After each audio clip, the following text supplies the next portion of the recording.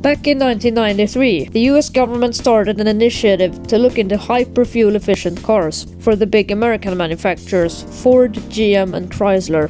Toyota wanted to join in, but it was rejected. The Japanese manufacturer became scared.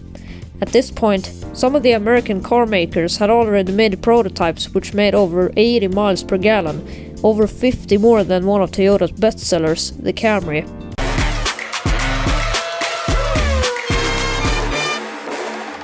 Toyota already had a low-emission vehicle program, the Earth Charter. This was now repurposed for the threat of the Big Three's hybrid program. Their hybrid was going to be driven by a seamless combination of petrol and electric motors in a motor generator system. The Toyota hybrids have so far had 5 generations, and the first one had a 1.5-liter VVT-I engine mated to an electric motor, and it was capable of 50 miles per gallon, or 5.6 liters per 100 kilometers. It balanced the output from the two units based on driving conditions. In 1995, the Prius concept was shown, with Prius meaning before in Latin, as in ahead of its time, and ahead of its time it was. They showed it so early that they couldn't fit a functional hybrid system in it yet, so 2 concept cars ran on petrol engines and CVTs. But in 1997, the finished Prius was shown, and this time it actually worked and was sold in Japan.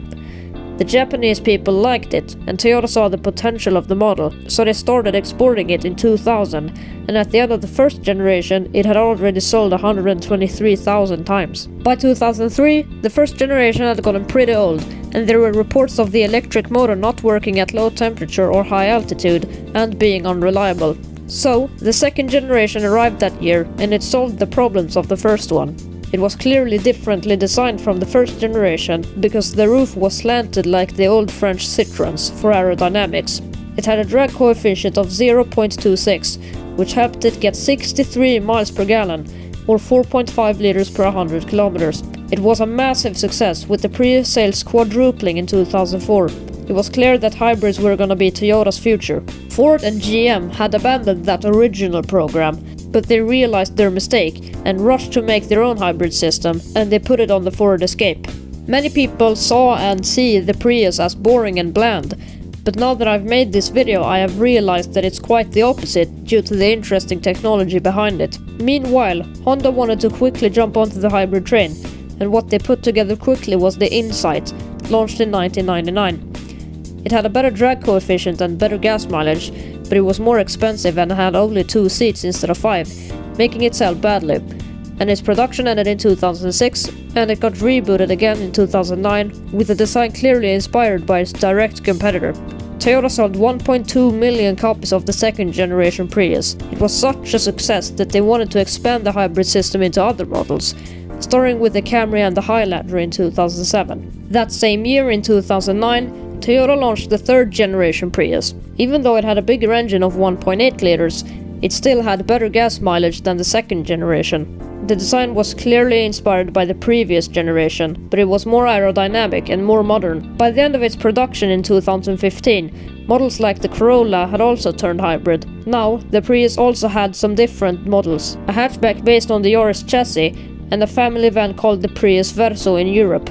The third generation sold 1,686,000 times. The success of the first 3 generations made Toyota make another one in 2016. The design was completely new.